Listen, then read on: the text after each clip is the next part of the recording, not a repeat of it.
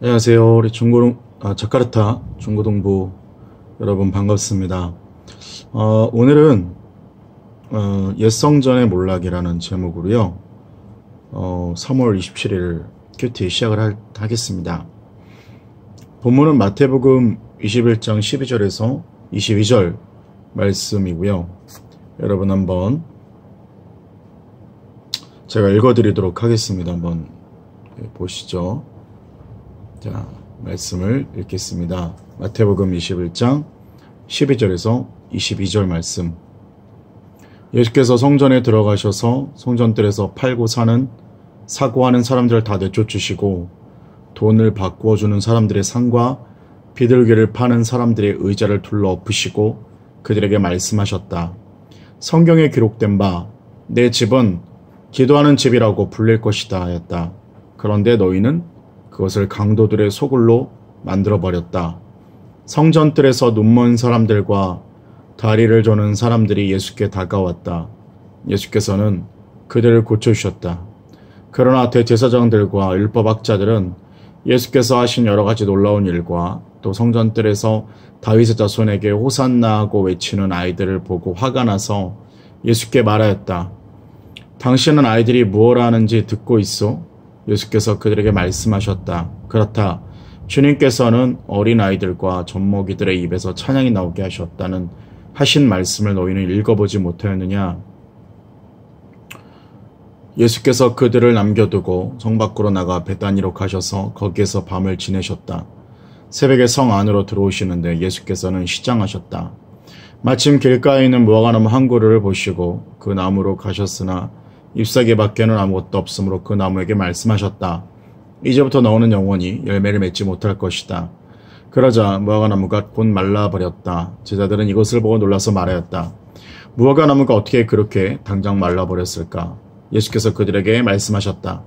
내가 진정으로 너에게 말한다. 너희가 믿고 의심하지 않으면 이 무화과나무의 한 일을 너희도 할 수 있을 뿐 아니라 이 산대로 들려서 바다에 빠져라 하고 말해도 그렇게 될 것이다.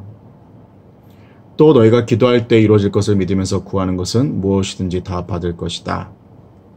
아멘.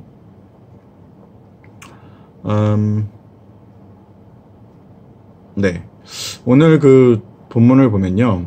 예수님께서 성전에 들어가셨는데 성전뜰에서 팔고 사는 사람들, 돈을 바꾸어 주는 사람들의 상과 비둘기를 파는 사람들의 의자를 둘러 엎으셨다 이렇게 얘기를 하거든요. 이거 뭐 단지 뭐를 사고 팔았다는 그 측면에서 예수님이 분노를 하신 건 아니고요.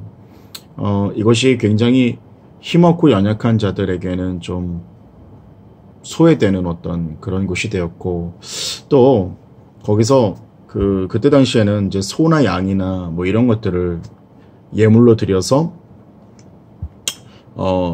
그 제물을 바치고 제사를 드렸거든요. 근데 그 성 안에서 그 성뜰에서 그 제물을 파는 거죠. 그러면서 여기서 파는 것은 좀 뭐랄까요? 그러니까 한마디로 좀 끌고 왔는데 소나 양을 예를 들어서 끌고 왔어요. 근데 굉장히 먼 거리를 끌고 오게 되는 지파들도 많이 있었거든요. 그러니까 굉장히 고생스럽게 끌고 왔는데 제사장이 판정할 때 이것은 흠이 있어서 못 바친다. 그렇게 되거나 뭐 그럴 수가 있었습니다. 근데 그런 것들에 대해서 이제 그 성전에서 파는 것들은 뭐랄까 좀 하나님 앞에 드릴 때 좀 이렇게 그래도 나름 건강하다고 생각되는 것들을 거기다가 다 포진을 해놓고 그렇게 팔고 돈을 매매하고 그런 것들이 있었다는 거예요. 성전의 기능은 그런 것이 아니거든요. 그러면서 점점 더 편해지고 예배가 점점 더 편해지고 그 가운데서